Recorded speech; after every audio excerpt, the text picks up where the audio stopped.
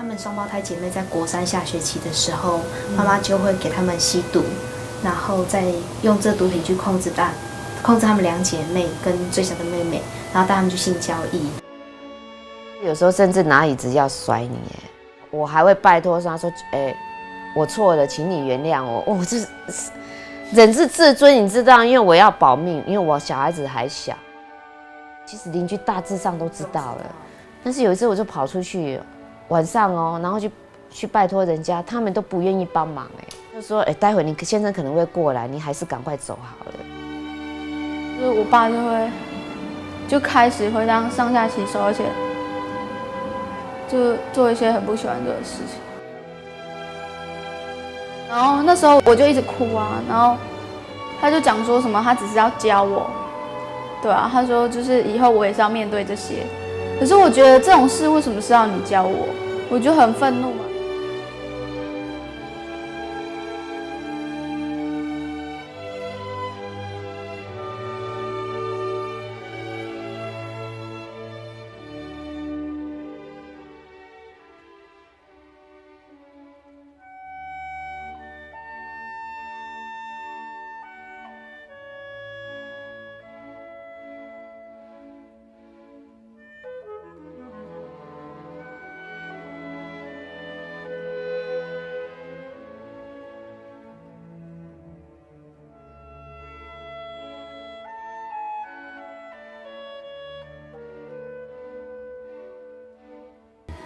在中途之家，好像第一次进来的就只有我一个是妈妈，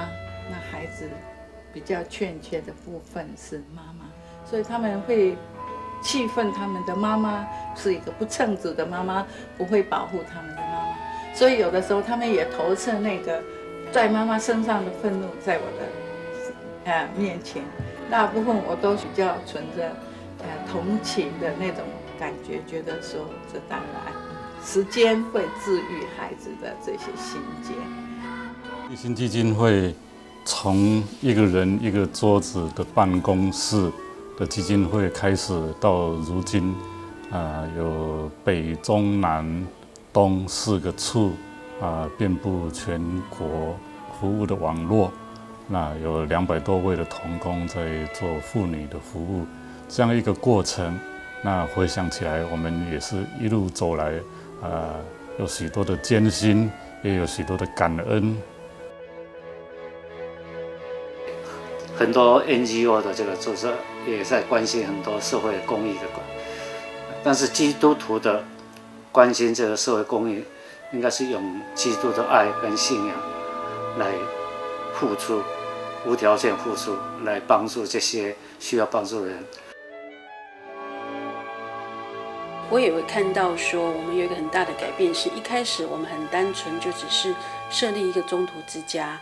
服务这些已经是被害的一些少女。那后来董事会去反省说，我们光是这样子是不够去解决这个初级问题，开始觉得我们要去做一些的社会的教育跟倡导。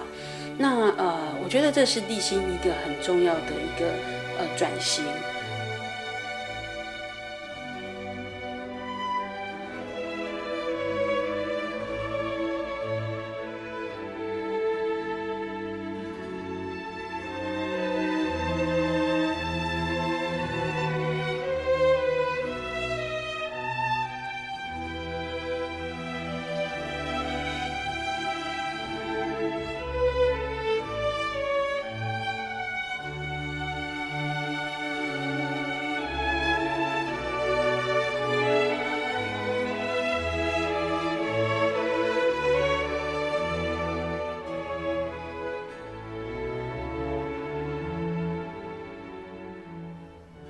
我就持续不断的割腕了，我就是手上有很多伤口，可是也都没有死掉什么的。那一天，他就把我爸爸抓去警察局了，然后我爸爸就在楼下咆哮，我在3楼，我就一直记得那声音，然后我当场就吓哭了。有一位那个老师，然后就有说及到有关性侵的这一块，所以我下课之后我就跟老师稍微谈了一下，那他就跟我说，立新是台湾在性侵方面是处理最好的，对，他就跟我说你应该要到那边去做咨商。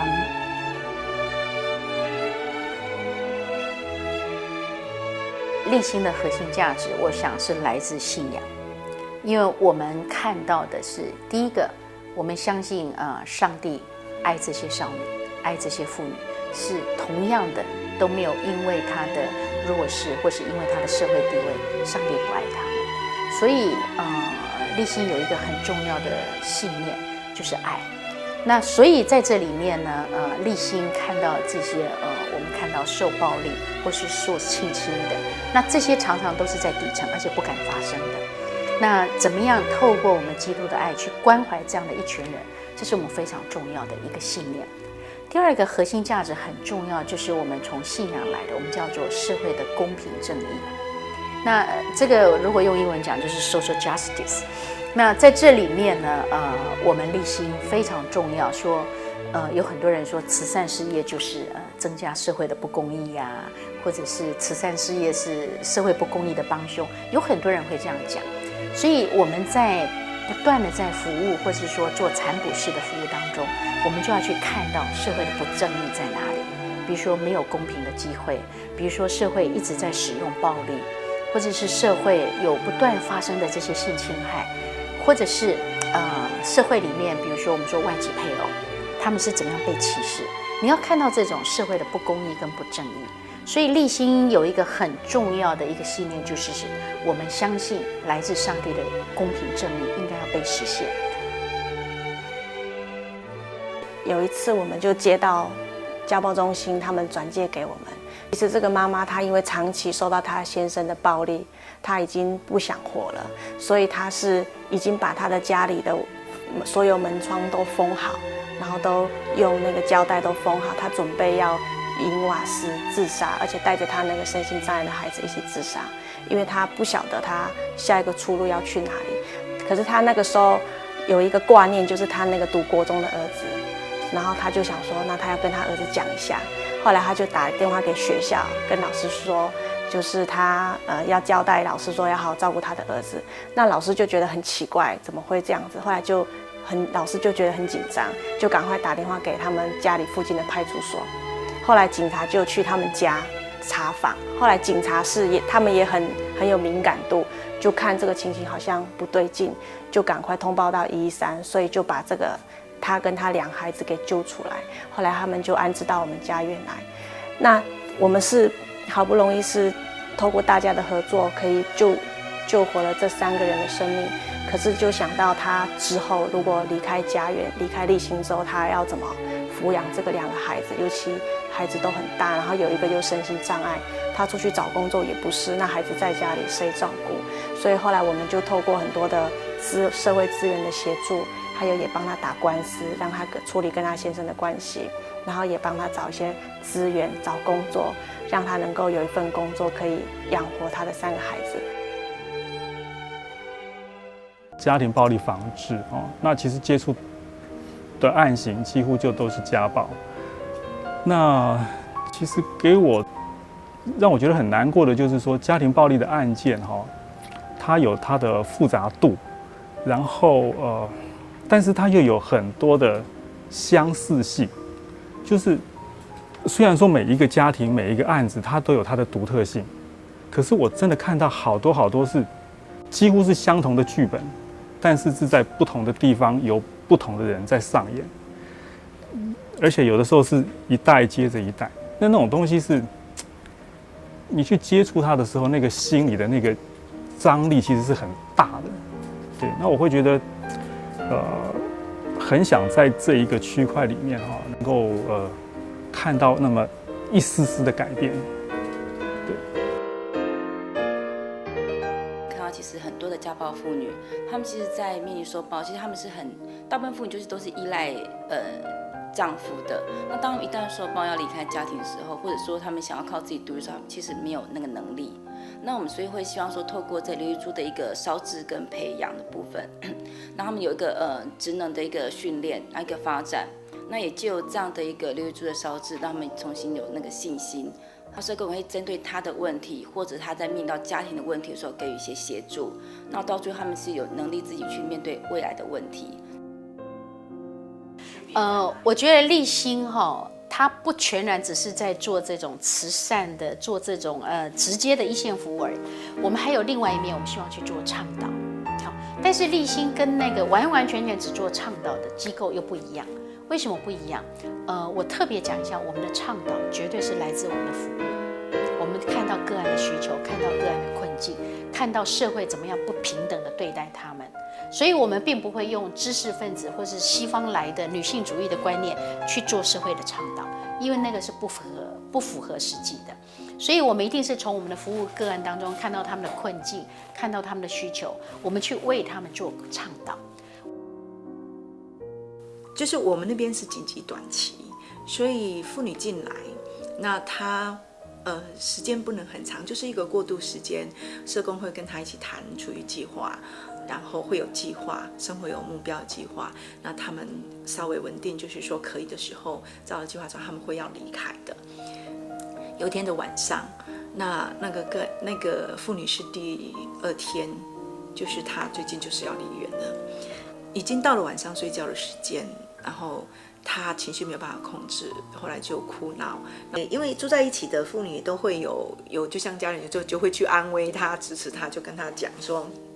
他说：“我们都爱你哈，你不要这样子，因为怕他不小心去撞到桌角或是撞到椅子。”那我记得那时候我就是顺口接着妇女，因为另外一个妇女讲，我也就接她说：“是啊，我们都爱你啊，哎，你也要爱你自己啊。”结果我只记得妇女回头这样看我，她说：“你真的爱我吗？”结果我突然发现到，我接到这个问题的时候，我愣了差不多2-3秒，我突然真正问我自己说。我有多爱他？后来的时候，我就觉得真的是这一件事情对我来讲是一个很好的一个提醒。那我也觉得是说，在这里面也让我学习很多，因为这是一个生命的互相的交流。对啊，这个妇女后来的时候，她。是出去，因为后来我跟他讲说，是啊，我们爱你哈。可是自己心里面真的问自己是说，我能够爱他多少？真的是这样子。然后这个妇女后来的时候，她离开差不多1年多，不到2年，还是这样的时间以后，她有一天打电话来告诉我说，她起家了。嘿，起家的意思就是说，她把她的孩子通通带回来。所以也让我更加确认，这个工作是非常值得。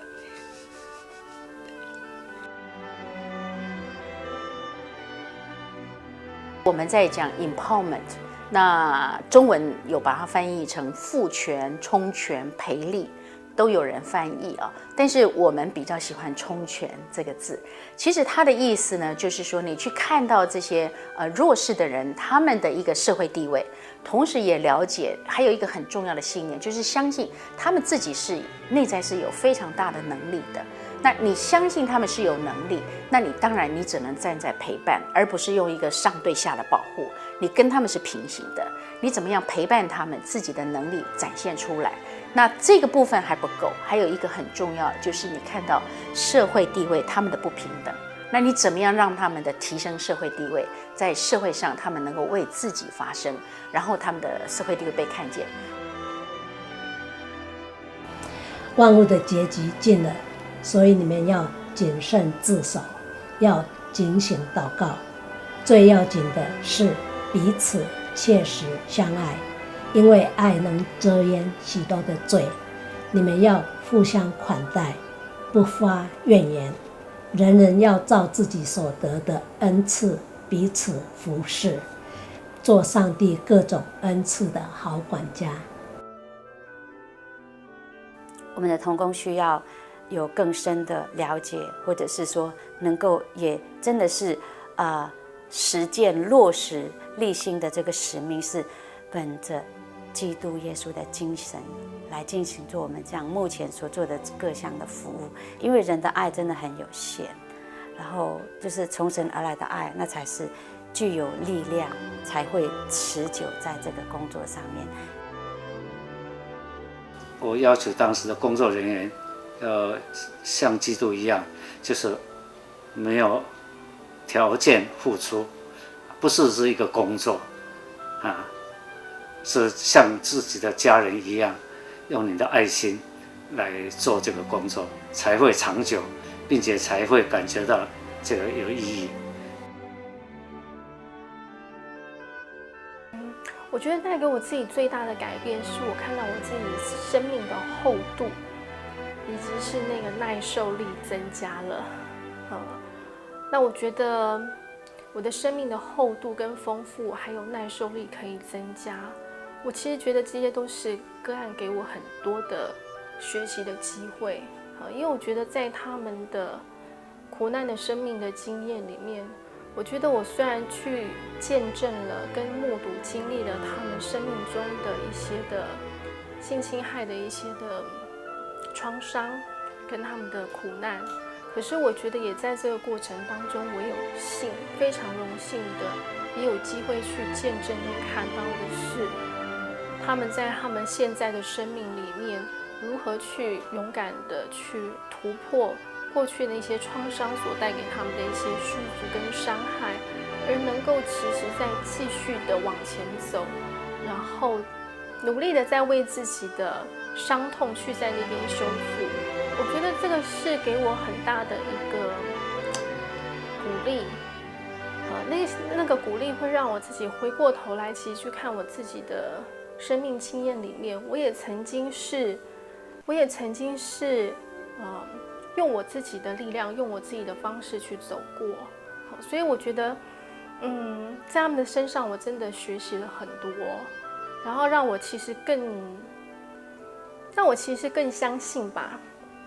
更相信是在那个苦难里面，就是在那个痛苦里面，可是可以有机会去看到那个盼望跟希望，然后也在那里面其实是有机会去见证一个生命力的一个强韧度，然后一个生命力的一个坚强是在那边展现的。对，我觉得这个是对我一个很大很大的鼓励，也是给我很大的学习，给我很多的礼物。所以我常常觉得是说，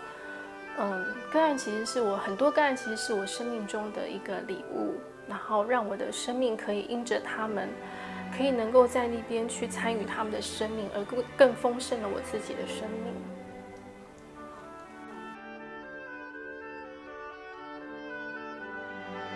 我一方面是非常钦佩我们立新的同工呢，是一直的很努力，继续在关心这些不幸的少女，还有很多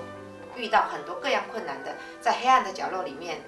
哭泣的女孩。那但是我也期许说，我们能够面对这个人口贩卖这个问题。先前呢，过去我们曾经关心的是所有被胁迫的，不单单是18岁以下。我记得在这个除妓防治法那个里面，我们把所有被胁迫的女性通通包括在内，但是我们没有办法包括外国的女孩子。但是我们看到现在这也是一个问题。假设我们可以在这个地方来多着力的话呢，或许能够给其他的国家有更好的帮助。那另外一个就是说，我们立新一直都是在强调在帮助女性。那我觉得这个如果能够从两性关系的角度下手，或许能够得到比较好的解决，因为毕竟都是牵涉到另外一些男性。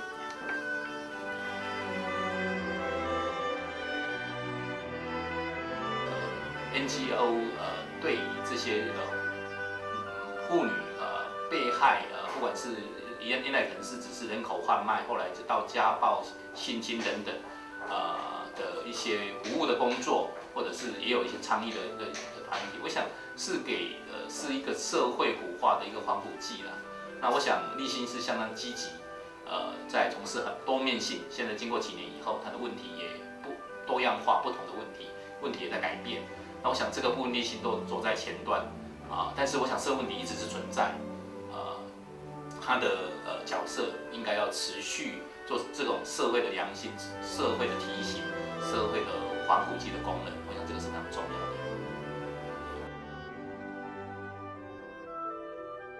台湾今天有一个很重要，我们很想企图去做的，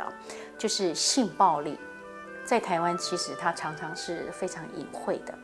而且是在台面下。那被新闻的处理呢，常常是非常的色三清，就是为了增加收视率或是阅报率在做的题材。那它完全是没有公平的社会正义在这里面，所以呢，我们对这个议题也很想去发声，如何终止性暴力，然后建构一个性别平等的一个社会。我想这是我们20周年一个非常重要的一个宣示。